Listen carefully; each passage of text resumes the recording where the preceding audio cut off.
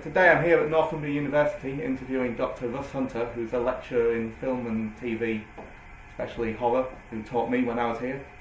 Nice to be here. I don't know, nice to have you here. Good to be back. I've got a couple of questions for you on horror films. Okay, fire away. One of the things that always seems to be a constant in horror films is sort of the links to childhood. Yeah.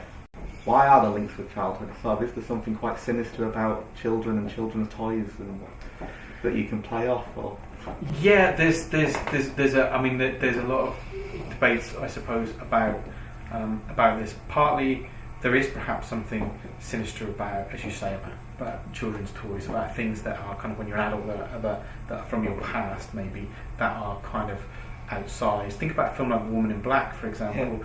There's that scene where we see all those toys lined up and they're kind of moving. It's really scary, actually, because not only because they're supposedly inanimate objects that are moving, but there's something about the fact that they're kids' toys which is kind of slightly unnerving.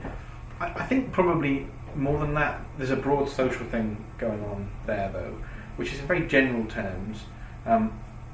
What do we know about childhood historically, psychologically? Well, the ideas of Freud are important, of course, because lots of the ways in which emotional issues and problems that people have are explained are, in using psychoanalysis, talk about the childhood, we talk about the past, we talk about particular events that have happened to us in the past and how that might shape who we've become now, for better or worse.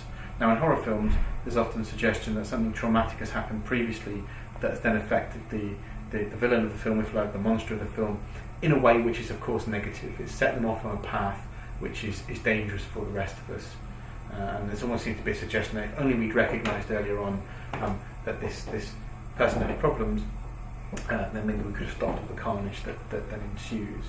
So it's really, I really think it's tied up with ideas of Freud. It's tied up with our understanding of Freudian psychoanalysis, really. And I think that's why there's this interest in childhood and the child, because we have a common sense understanding based upon the way in which Freud is kind of diffused through society, if you like, that the stuff that's happened to us in the past affects who we are today. Yeah, I'm quite sort of scared as a child, so you can imagine that you get quite good examples of horror from that. But why is it, if we spend our childhood being scared of monsters under the bed and in the closet, why do we then like to be scared when we're older by watching horror? It's a very good question. And a lot of people have debated this for quite a long time. In many ways there's no answer to that, because it's hard to definitively prove why that might be. One of the things we might think about that goes back to this idea I mentioned earlier of us telling stories about things that scare us. Maybe there's a cathartic process in some of these things. So when we tell stories, for example, that perhaps reference Abu Ghraib, for example, a kind of recent, if you like, for want of a better word, traumatic event in American military history, or a shameful event at least, that perhaps if we make films that reference that somehow, what we're doing is exploring that as an issue. We're working through our fears, if you like. Or maybe there's something as well, particularly fundamental and primeval about the fact that we just like to be scared.